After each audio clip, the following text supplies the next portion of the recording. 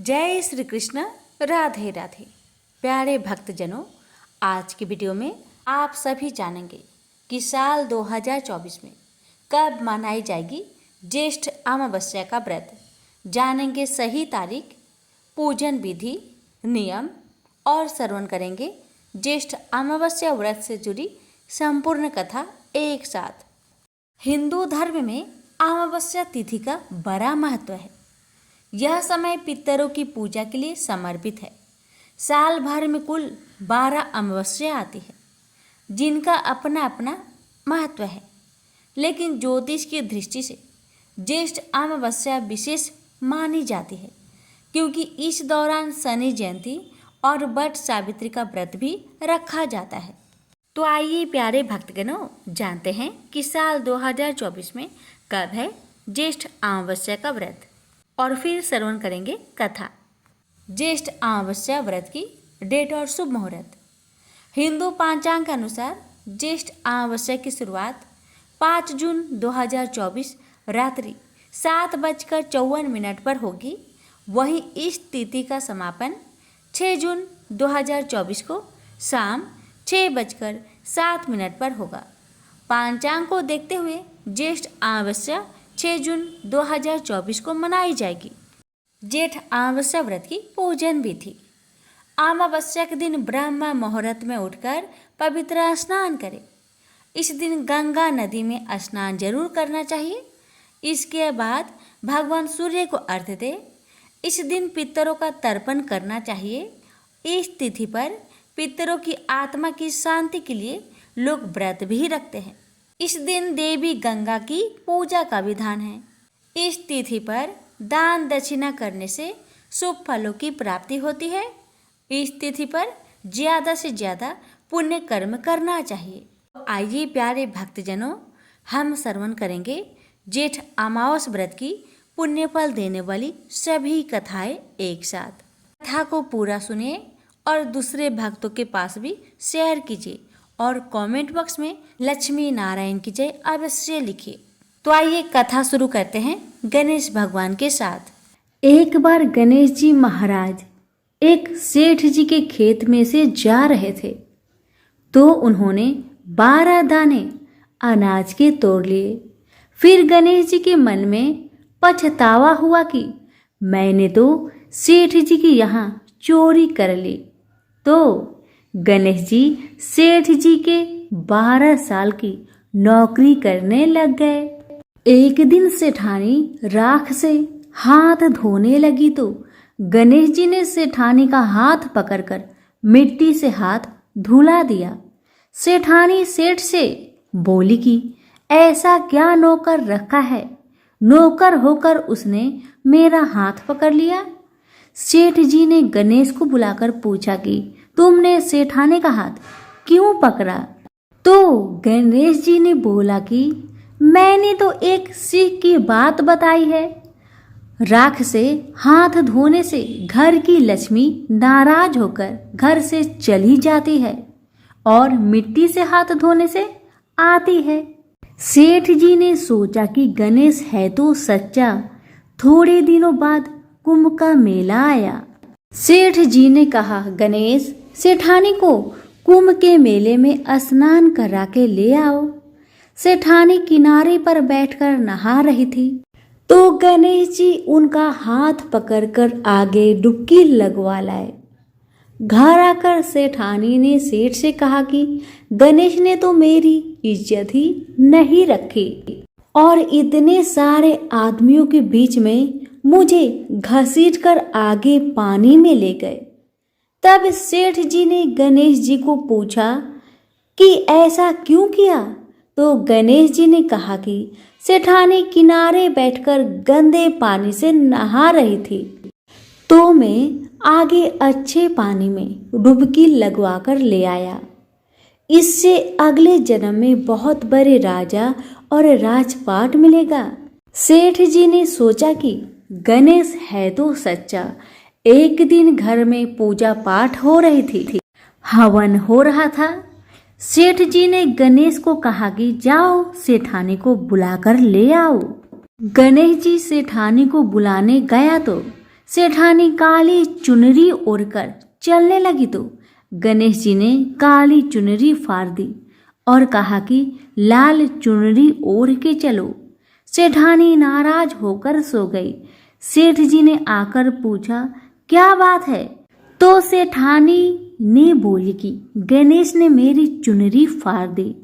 सेठ जी ने गणेश को बुलाकर बहुत डांटा और कहा, तुम बहुत बदमाशी करते हो।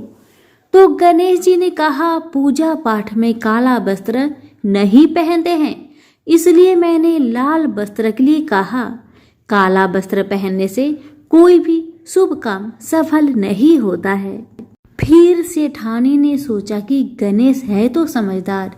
एक दिन सेठ जी पूजा करने लगे तो पंडित जी ने बोला कि वो गणेश जी की मूर्ति लाना भूल गया, अब क्या करे?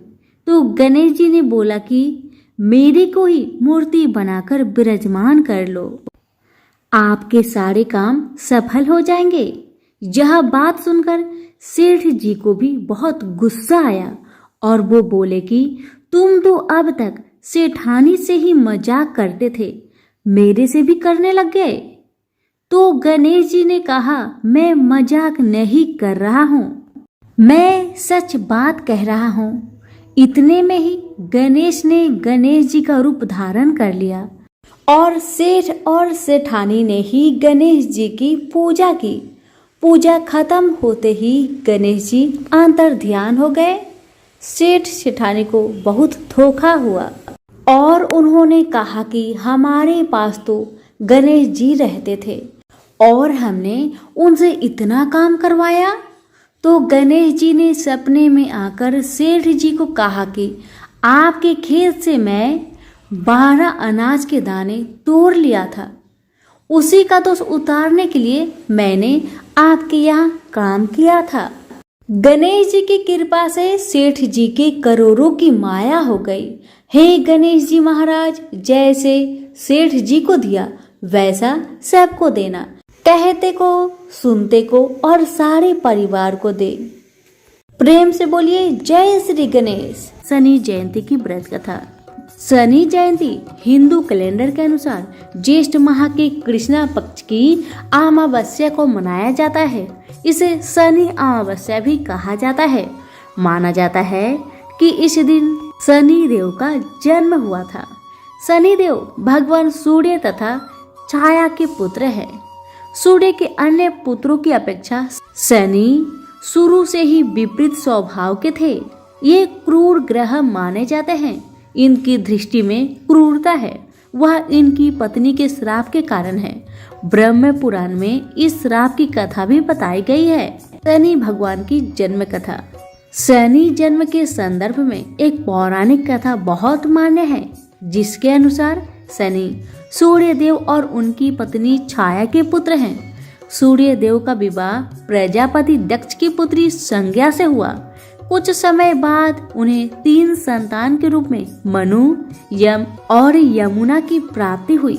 इस प्रकार कुछ समय तो संज्ञा ने सूर्य के साथ रिश्ता निभाने की कोशिश की, लेकिन संज्ञा सूर्य के तेज को अधिक समय तक सहन नहीं कर पाई।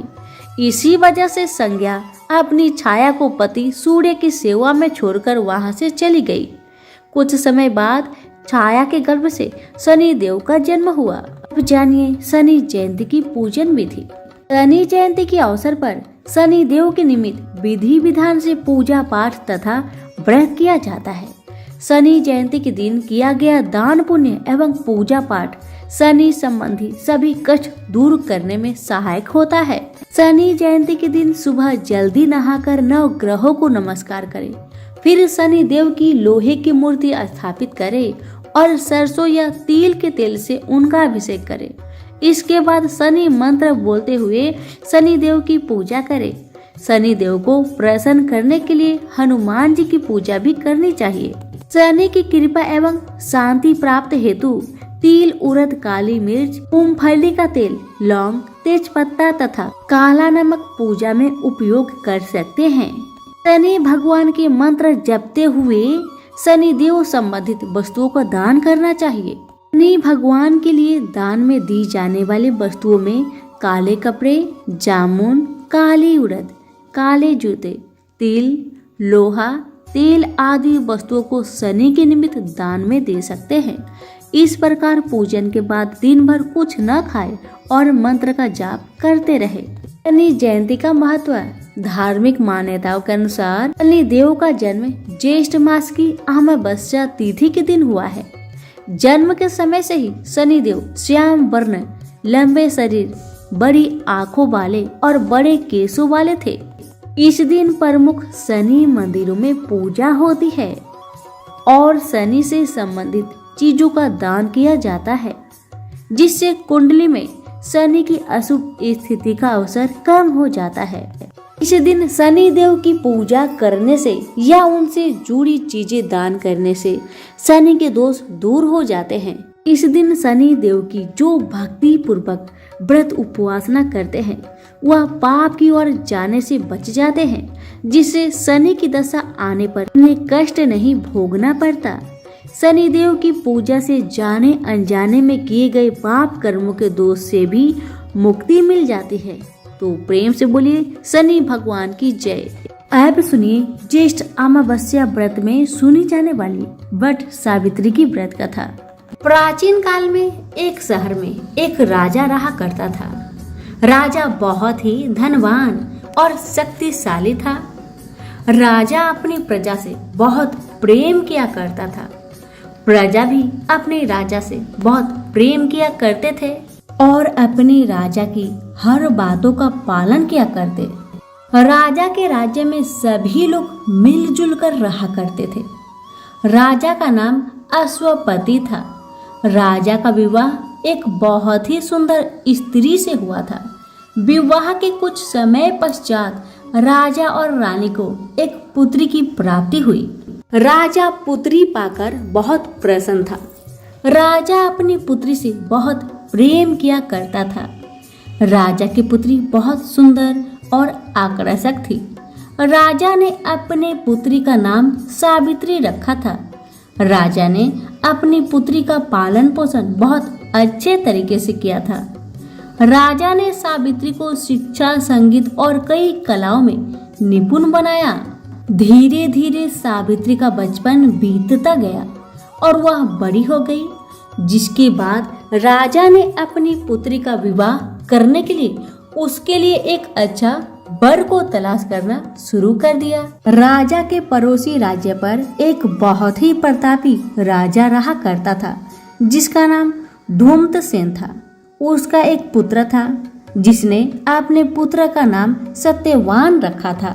सावित्री का विवाह राजा ने धूम्रसेन के लड़के सत्यवान के साथ कराने का निर्णय ले लिया और कुछ ही दिनों में अपनी पुत्री सावित्री का विवाह सत्यवान से करवा दिया। एक दिन भगवान नारद जी सावित्री के पिता के पास आए और कहने लगे कि तुमने अपनी पुत्री सावित्री का विवाह जिस युवक से कराया है उसके भाग्य में अल्प आयु का योग है और वह 1 साल के अंदर ही मर जाएगा। नारद मुनि की बातें सुन सावित्री के पिता बहुत डर गए, जिसके बाद सावित्री के पिता ने सावित्री को जाकर नारद जी के द्वारा कही हुई बातें को बता दी और अपनी पुत्री सावित्री से कहने लगे कि तुम कोई दूसरा विवाह कर लो। लेकिन सावित्री ने ऐसा करने से मना कर दिया और अपने पिता से कहने लगी कि मैं दूसरा विवाह नहीं करूंगी। मेरा एक विवाह हो चुका है। मैं अपने पति सत्यवान के साथ ही रहूंगी। सत्यवान अपने माता पिता के साथ जंगल में रहा करता था। सावित्री भी अपने पति सत्यवान के साथ जाकर जंगल में रहने लगी और कुछ समय पश्चात देखते 1 साल बीत गया और नारद जी के द्वारा बताया हुआ समय नजदीक आ गया। सावित्री को यह बात पहले से ही पता थी। उसके पिताजी ने उसको सत्यवान के बारे में बता दिया था, जिसके कारण सावित्री ने पहले से ही अपने पति की लंबी आयु के लिए व्रत रखना शुरू कर दिया था। वह दिन भी आ गया जिस दिन के बारे में नारद जी ने बताया था। सावित्री के पति सत्यवान लकड़ियां काटने के लिए जा रहे थे, जिसके पीछे पीछे सावित्री भी जाने लगी। सावित्री के पति सत्यवान जैसे ही बरगद के पेड़ पर चढ़ने लगे तो उनके सर पर बहुत तेज दर्द होना शुरू हो गया, जिसके बाद वह तुरंत बरगद के पेड़ से नीचे आ गए। जब सावित्री ने देखा कि उनके पति सत्यवान के सर में बहुत तेज दर्द हो रहा है, तो सावित्री ने अपने पति सत्यवान को अपनी गोद पर सिर रखकर लेटा लिया। और जैसे ही सत्यवान की मृत्यु का समय आ गया, तब सावित्री ने देखा कि आसमान से यमराज अपने दूत के साथ सत्यवान को लेने के लिए आ रहे हैं। और यमराज कुछ ही समय पर पृथ्वी पर पहुंच गए। सत्यवान के पास आकर यमराज ने उसके प्राण को लिए और सत्यवान को अपने साथ ले जाने लगे। अपने पति सत्यवान के प्राण को ले जाते देखकर सावित्री भी यमराज जी के पीछे पीछे आने लगी, जिसके बाद यमराज ने थोड़ी दूर जाकर सावित्री से कहा, तुम यहाँ से चली जाओ, तुम्हारा साथ केवल धरती तक ही था। लेकिन सावित्री ने यमराज की बात नहीं मानी और यमराज के पीछे पीछे चलना शुरू कर दिया। और सावित्री ने यमराज से कहा कि मेरा इनसे विवाह हुआ है और मेरे पति जहाँ जाएंगे मैं भी उनके पीछे पीछे जाऊंगी, यह मेरा कर्तव्य है। सावित्री की बात सुनकर यमराज बहुत खुश हुए और जिसके बाद यमराज ने सावित्री से कहा, मैं तुम्हारी पतिव्रता होने से बहुत खुश हुआ हूँ, जिसके कारण मैं तुमको एक वरदान मांगने का अवसर दे रहा हूँ। जिसके बाद सावित्री ने कहा कि मैं आपसे वरदान के रूप में अपने ससुर की आंखों की रोशनी मांगती हूँ, क्योंकि सत्यवान के पिता आंख से अंधे थे, वह देख नहीं पाते थे। जिसके बाद यमराज ने सावित्री की बात मानकर उनके ससुर की आंखों की रोशनी वापस दे दी और आगे की ओर जाने लगे। लेकिन सावित्री यहाँ भी नहीं रुकी, यमराज के पीछे पीछे जाने लगी। कुछ दिन चलने के पश्चात यमराज ने सावित्री से फिर कहा कि तुम मुझसे एक और वरदान मांग लो। जिसके बाद सावित्री ने यमराज से वरदान रूप में अपने ससुर का खोया हुआ राजकाज वापस मांगा। यमराज ने सावित्री की इस वरदान को भी पूरा कर दिया और उसके ससुर यानी सत्यवान के पिता का खोया हुआ राजकाज वापस दिलवा दिए। और फिर यमराज आगे की ओर जाने लगे, लेकिन फिर भी सावित्री नहीं मानी और यमराज के पीछे जाने लगी। जब यमराज ने देखा कि सावित्री अभी भी पीछे पीछे आ रही है, तो यमराज ने थोड़ी दूर चलने के बाद फिर सावित्री से कहा, तुम एक और वरदान मांगो। जिसके बाद सावित्री ने इस बार बड़ी चालाकी से यमराज से वरदान मांगा और सावित्री ने यमराज से वरदान रूप में मांगा कि आप मुझे 100 पुत्र की माता बनने के वरदान दीजिए। यमराज ने सावित्री के इस वरदान को भी स्वीकार कर लिया और सावित्री को 100 पुत्रों की माता बनने का वरदान दे दिया। और जब यमराज ने सावित्री को 100 पुत्रों की माता बनने का वरदान दे दिया, तो यमराज को मजबूरी में आकर सावित्री के पति सत्यवान को पुनः जीवन दान देना ही पड़ा। और फिर यमराज ने सत्यवान को जीवन दान दिया। फिर सावित्री अपने पति सत्यवान को लेकर वापस आ गई। इस प्रकार सावित्री ने यमराज से लड़कर अपने पति सत्यवान को जान से बचा ली और तभी से ही शादीशुदा महिलाएं तभी से अपने पति की लंबी आयु के लिए वट सावित्री का व्रत रखने लगी और पूजा करने लगी। प्रेम से बोलिए यमराज भगवान की जय, सत्यवान सावित्री की जय। अब सुनिए अमावस्या की कहानी। यह कथा है पिपलाद और शनिदेव की। कहते हैं कि किसी पर शनि की 7.5 होती है तो विद्वानों द्वारा कहा जाता है कि आप पीपल वृक्ष की पूजा करें। आखिर इसके पीछे का कारण क्या है, आइए इस रहस्य को जानते हैं। पिपलाद ऋषि का नाम आप सभी ने सुना होगा। वह महर्षि दधीचि के पुत्र थे। महर्षि दधीचि जिन्होंने अपनी हड्डियों का दान कर दी थी, जिससे इंद्र का वज्र बनाकर और वृतासुर का संहार संभव हो पाया था। यह घटना ब्रह्म पुराण की है। शमशान में जो महर्षि दधीचि के मांस पिंड का दाह संस्कार हो रहा था तो उनकी पत्नी अपने पति का वियोग सहन न कर पाई और पास में स्थित पीपल के वृक्ष की कोटर में जो जड़ों के कारण एक गड्ढा बन जाता है उसमें अपने 3 वर्ष के बालक को रखकर स्वयं चीता पर सती हो गई। इस प्रकार महर्षि दधीचि और उनकी पत्नी का बलिदान हो गया, किंतु पीपल की कोटर में रखा बालक भूख प्यास से तड़पने लगा और चिल्लाने लगा। जब कोई वस्तु से नहीं मिली तो कोटर में गिरे हुए पीपल के फल खाकर वह बड़ा होने लगा। एक दिन देव ऋषि नारद वहां से गुजर रहे थे। नारद जी ने पीपल की कोटर में बालक को देखकर उससे उसका परिचय पूछा। बालक ने अपना परिचय दिया और बताया कि मैं नहीं जानता कि मैं कौन हूँ। नारद ने पूछा, तुम्हारा जनक कौन है? तब बालक भी उसी तरह का उत्तर दिया कि वह नहीं जानता कि उसके जनक कौन है।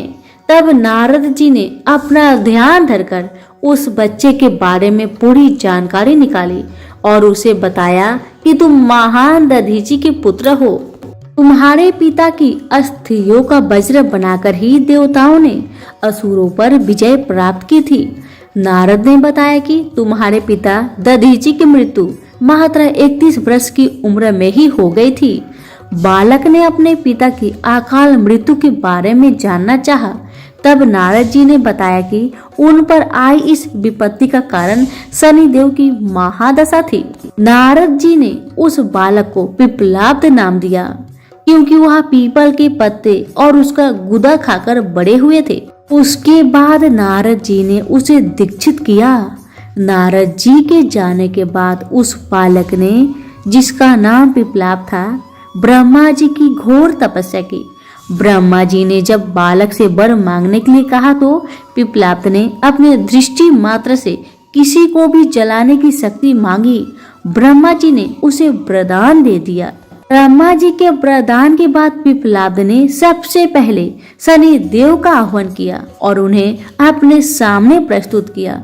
सामने पाकर उन्होंने शनि देव को भस्म करना शुरू कर दिया। शनि देव शरीर से जलने लगे। ब्रह्मांड में कोलाहल मच गया। सूर्य पुत्र शनि की रक्षा के लिए सारे देवता विफल प्रतीत हो रहे थे। सूर्य ने अपनी आंखों के सामने अपने पुत्र को जलता हुआ देखा। ब्रह्मा जी उसे बचाने के लिए विनय निवेदन किया।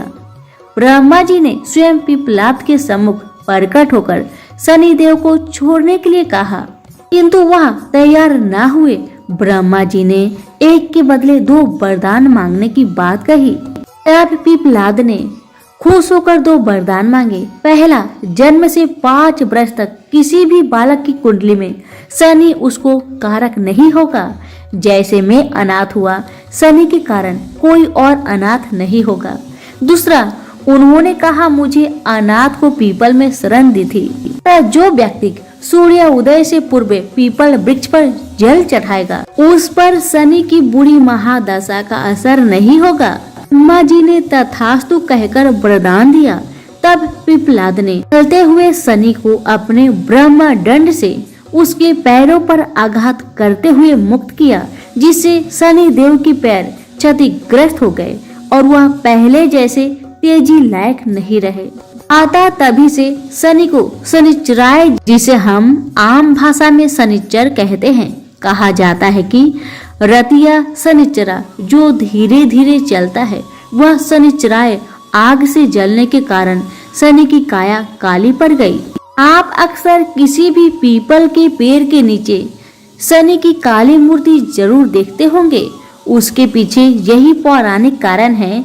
जब शनि की महादशा या 7.5 चलती है जो आपके लिए अच्छी नहीं है तो ज्ञानी जनों के पास बहुत सारे उपाय होते हैं, परंतु आम जनों को करने का एक साधारण सा उपाय मैं आपको बताती हूँ, जिसका लाभ 100% मिलता है।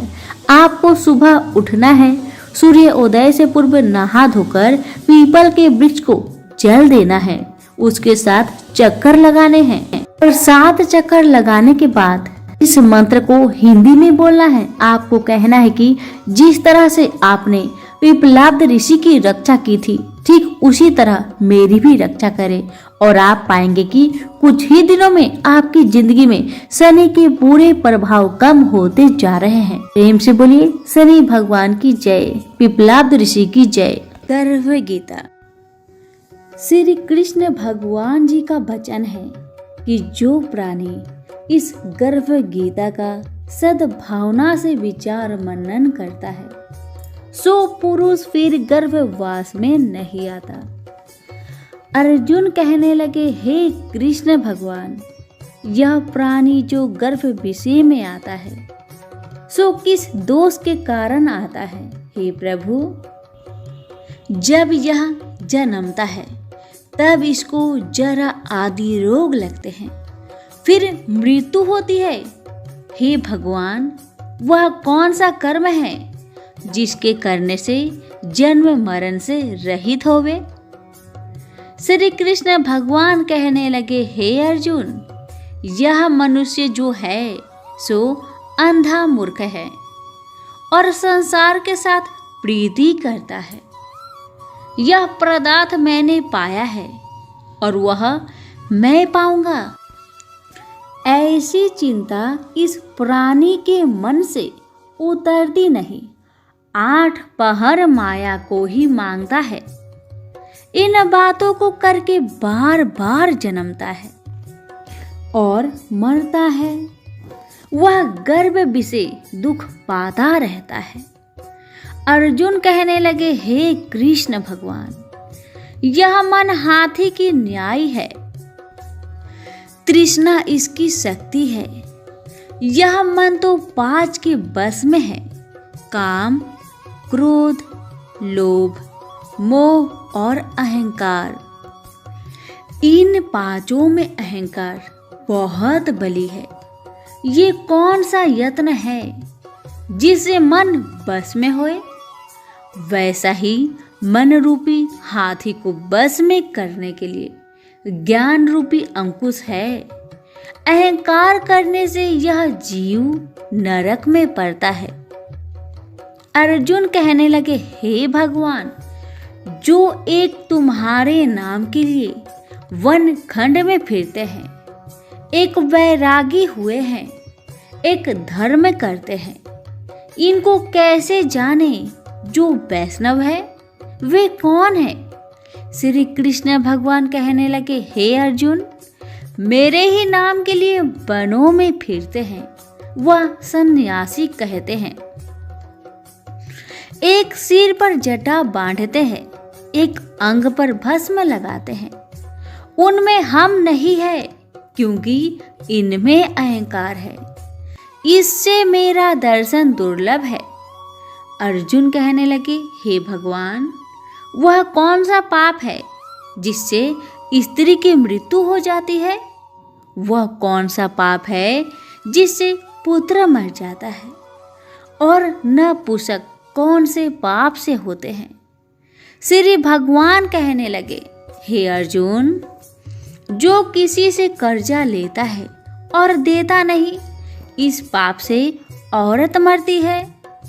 और जो किसी की अमानत रखी हुई बचा लेता है, उसके पुत्र मर जाते हैं। जो किसी का कार्य किसी के गोचर आए पड़े और वह जबानी कहे कि मैं तेरा कार्य सबसे पहले कर दूंगा, और जब समय आए तब उसका कार्य ना करे, इस पाप से नपुंसक हो जाता है। ये बड़े पाप है।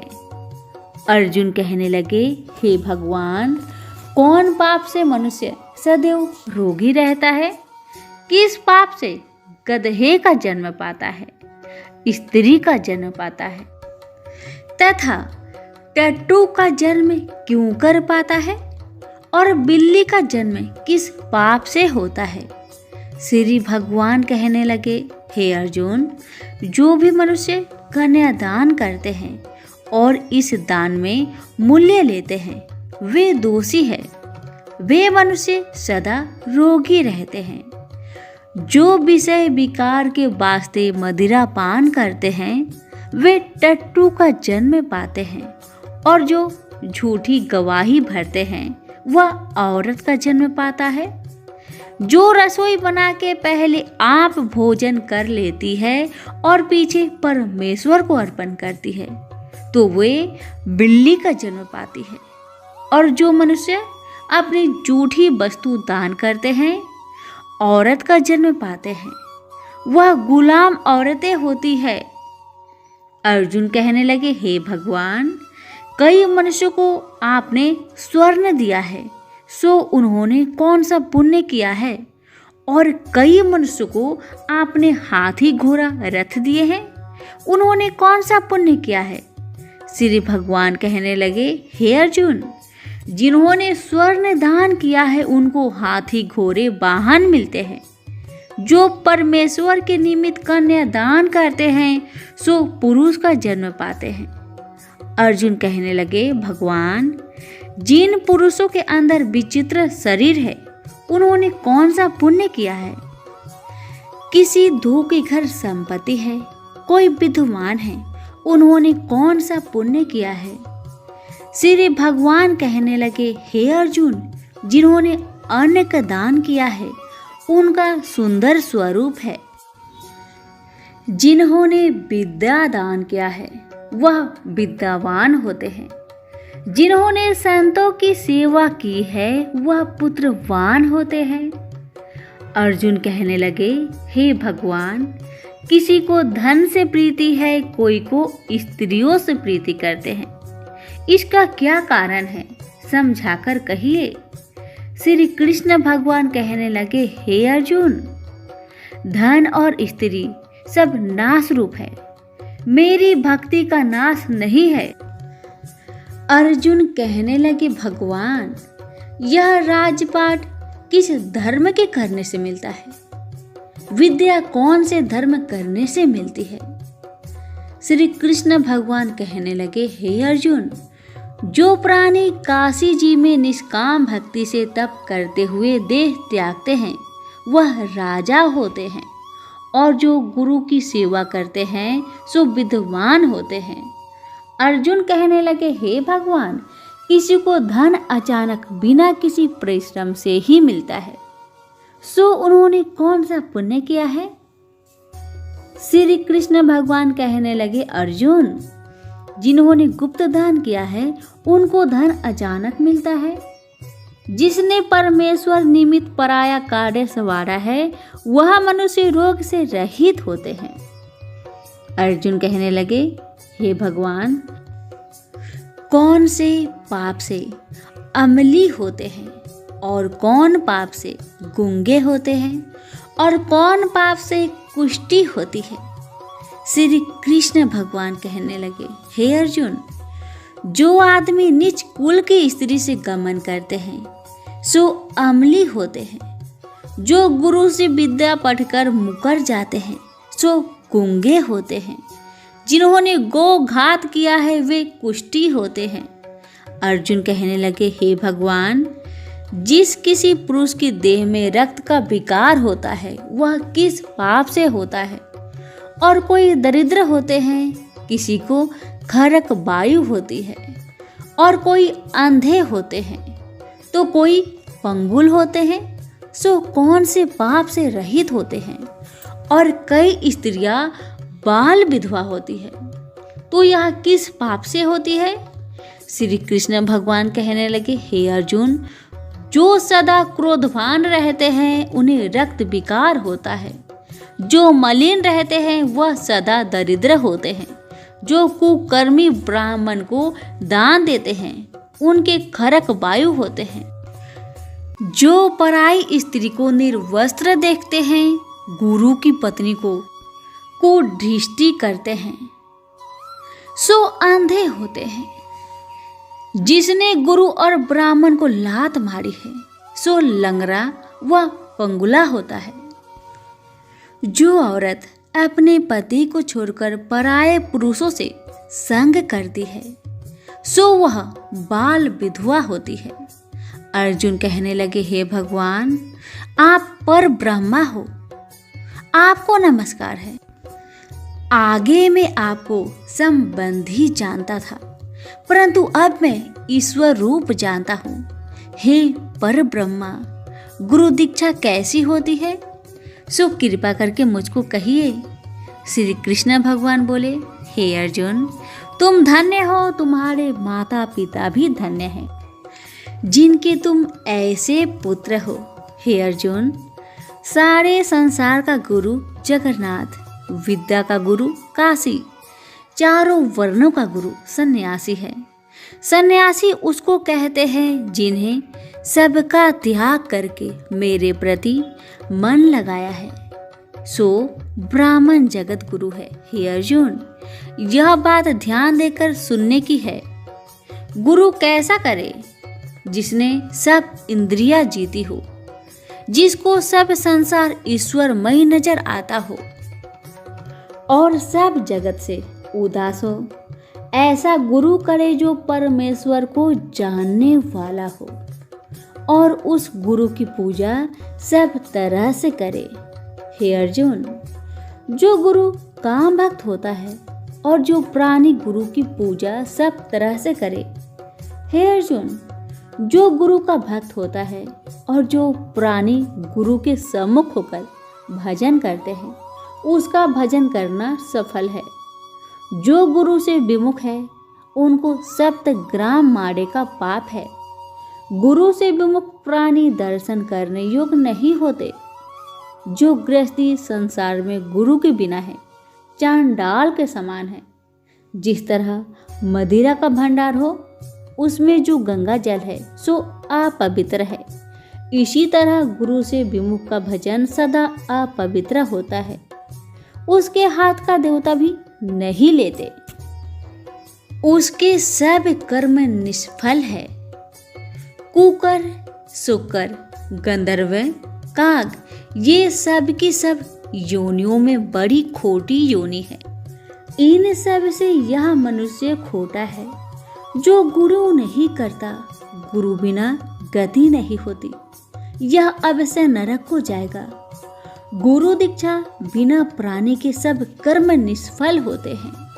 हे अर्जुन, जैसे चारों वर्णों को मेरी भक्ति करना योग है, तैसे गुरुधार के गुरु भक्ति करना योग है। जैसे गंगा नदियों में उत्तम है, सब व्रतों में एकादशी का व्रत श्रेष्ठ है, वैसे ही अर्जुन शुभ कर्मों में गुरु सेवा उत्तम है। गुरु दीक्षा बिना प्राणी पशु योनि पाता है। जो धर्म भी करता है सो पशु योनि में फल भोगता है, 84 योनियों में भ्रमता रहता है। अर्जुन कहने लगे, हे श्री कृष्ण भगवान, गुरु दीक्षा क्या वस्तु है? कृष्ण भगवान कहने लगे, हे अर्जुन, धन्य जन्म है तेरा जिसने यह प्रश्न किया है, तू धन्य है। गुरु दीक्षा के 2 अक्षर है, हरिओम। इन अक्षरों को गुरु कहता है। यह चारों वर्णों को अपनाना श्रेष्ठ है। हे अर्जुन, जो गुरु की सेवा करता है उस पर मेरी प्रसन्नता है। वह 84 से छूट जाएगा, जन्म मरण से रहित हो, नरक नहीं भोगता। गुरु की सेवा करता है उसको कई अश्वमेघ यज्ञ के पुण्य का फल मिलता है। गुरु की सेवा मेरी सेवा है। हे अर्जुन, हमारे तुम्हारे संवाद को जो पढ़े सो गर्भ के दुख से बचेंगे, 84 कट जाएगी। इसी से इस पाठ का नाम गर्भ गीता है। श्री कृष्ण भगवान जी के मुख से अर्जुन ने श्रवण की है। गुरु दीक्षा लेना उत्तम कर्म है। उसका फल है कि नरक से वह 84 जीव से बचा रहता है। भगवान बहुत प्रसन्न होते हैं। सभी प्रेम से बोलिए श्री कृष्ण भगवान की जय। प्रेम से बोलिए अमावस्या मैया की जय। कथा, एक ब्राह्मण और ब्राह्मणी रहते थे। वे दोनों भगवान के भक्त थे। घर में सब कुछ था, पर उनके कोई संतान नहीं होने से वे अति दुखी रहते थे। एक दिन अपनी पत्नी से वन में तपस्या करने जाने के लिए कहा और भगवान पर भरोसा करके वन में चला गया। ब्राह्मण जंगल में जाकर तप करने लगा। बहुत वर्ष बीत गए। उसको वैराग्य हुआ कि अब अपना जीवन समाप्त कर दूंगा। इस प्रकार के सोचकर वह पेड़ की डाली पर फांसी का फंदा लगाकर मरने को तैयार हो गया। तब अमावस्या माता प्रकट होकर बोली, हे ब्राह्मण, तुम्हारे 7 जन्मों तो कोई भी संतान नहीं लिखा है, किंतु मैं तुम्हें 2 कन्याओं का वरदान देती हूँ। एक का नाम अमावस्या, दूसरी का नाम पूनम रख देना। तेरी स्त्री को कहना कि वह अमावस्या का व्रत या उपवास करे। अमावस्या के दिन 1 कटोरी चावल भरकर उस पर दक्षिणा रखकर किसी मंदिर में रखना। ऐसा 1 साल तक करना। 1 कटोरी चावल सहित दान करते रहना। ब्राह्मण घर आया, अपनी पत्नी को बताया और अमावस्या के दिन ब्राह्मणी ने व्रत रखा। कुछ दिन बाद उसके 2 कन्या हुई। तब उसने एक का नाम अमावस्या और दूसरी का नाम पूनम रखा। कन्या जब बड़ी हो गई तो उनका विवाह किया। बड़ी बहन अमावस्या बहुत धार्मिक थी, जबकि छोटी बहन भगवान को बिल्कुल नहीं मानती थी। बड़ी बहन के घर में तो अन्य धन के भंडार भरपूर था, पर छोटी बहन पूनम के दुख का पार नहीं था। जब बड़ी बहन अमावस्या को छोटी बहन के बारे में सब कहानी मालूम हुआ कि उसकी बहन बहुत दुखी है, तब अमावस्या गाड़ी भरकर सामान लेकर घर गई और छोटी बहन को कहा, बहन पूनम, तुम भी अमावस्या का व्रत करो और पूजा करके उपवास करो, जिससे तुम्हारे घर में सुख समृद्धि का भंडार भरेगा। 1 साल तक कटोरा भरकर सद दक्षिणा दान करना। पूनम ने अपनी बहन के कही अनुसार वैसा ही किया। कुछ दिनों के बाद उसके भी घर में धन धान्य और संतान को वृद्धि होने लगी। इस प्रकार जो भी अमावस्या माता का व्रत आदि विधि पूर्वक करेगा, उसके घर में सुख समृद्धि का भंडार सदा भरी रहेगी। तभी प्रेम से बोलो, अमावस्या मैया की जय हो। एक नगरी में एक राजा रहता था। उसकी प्रजा तथा उसका परिवार बहुत ही खुशहाल जीवन व्यतीत कर रहा था। राजा की पत्नी बहुत ही धार्मिक विचारों वाली थी और अपनी प्रजा को देखकर बहुत खुश थी। राजा के महल के सामने एक साहूकार की हवेली थी। रानी तथा साहूकार की पत्नी सहेलियों की तरह एक दूसरे से बातें करती रहती थी। एक दिन साहूकार की हवेली से साहूकार की पत्नी की रोने की आवाज आई। रोने की आवाज सुनकर रानी ने राजा से इसका कारण पूछा तो राजा ने बताया कि साहूकार के पुत्र की मृत्यु हो गई है, जिस वजह से साहूकार की पत्नी दुखी है और दुख के कारण से रो रही है। इस बात को सुनने के बाद रानी ने कहा कि आखिर दुख क्या है, वह क्यों रो रही है। यह बात सुनने के बाद राजा को समझ नहीं आ रहा था कि वह रानी को किस तरह समझाए कि दुख क्या होता है। राजा ने रानी को कहा, जिस दिन तुम्हारे पुत्र की मृत्यु होगी उस दिन तुम्हें पता चल जाएगा कि दुख क्या होता है। राजा ने कहा, तुम अपने पुत्र को मार दो, तभी तुम्हें दुख के बारे में पता चलेगा। यह बात सुनने के बाद रानी ने अपने पुत्र को महल से नीचे गिरा दिया। भगवान की कृपा से रानी का पुत्र किसी ढेर पर गिर गया और उसे कुछ नहीं हुआ। पुत्र को देखने के बाद रानी ने फिर से वही प्रश्न राजा से पूछा। तब राजा ने कहा कि पड़ोसी राज्य से युद्ध हो रहा है, मैं उस युद्ध में अकेला जाऊंगा और जब मेरी मृत्यु की खबर तुम तक पहुंचेगी तो तुम्हें एहसास हो जाएगा कि दुख क्या होता है। राजा युद्ध के लिए चला गया, परंतु भगवान की कृपा से वह जीत गया। राजा घर वापस आ गया और वह सोचने लगा कि आखिर ऐसी क्या बात है कि वह रानी को दुख का एहसास नहीं करवा पा रहा। इसके बाद राजा ने रानी को बुलाकर कहा कि वह दोनों गंगा यात्रा के लिए जाएंगे, इसलिए रानी तैयार हो जाए और गंगा किनारे जाकर वह गंगा में कूद जाएगा। रानी ने गंगा यात्रा की तैयारी शुरू कर ली।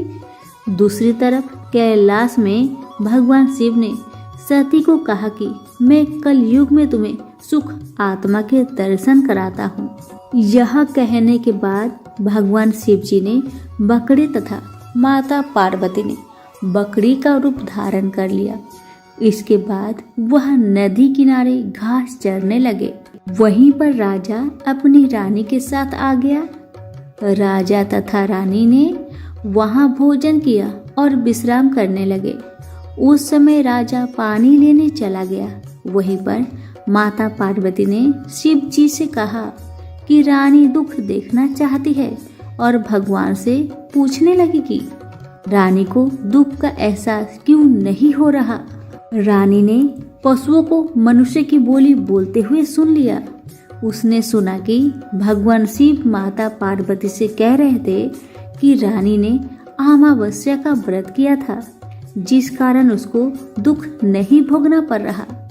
पिछले जन्म में रानी ने अमावस्या का व्रत किया और इस जन्म में वह अब सुख भोग रही है। इसके बाद उन्होंने कहा कि यहाँ राजा गंगा में भी नहीं मरेगा।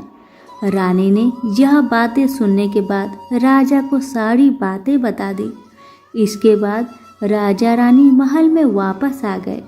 राजा ने अपनी प्रजा को भी अमावस के व्रत करने की आज्ञा दी और कहा कि जो भी मनुष्य अमावस्या का व्रत करेगा उन्हें हमेशा सुख समृद्धि हासिल होगी।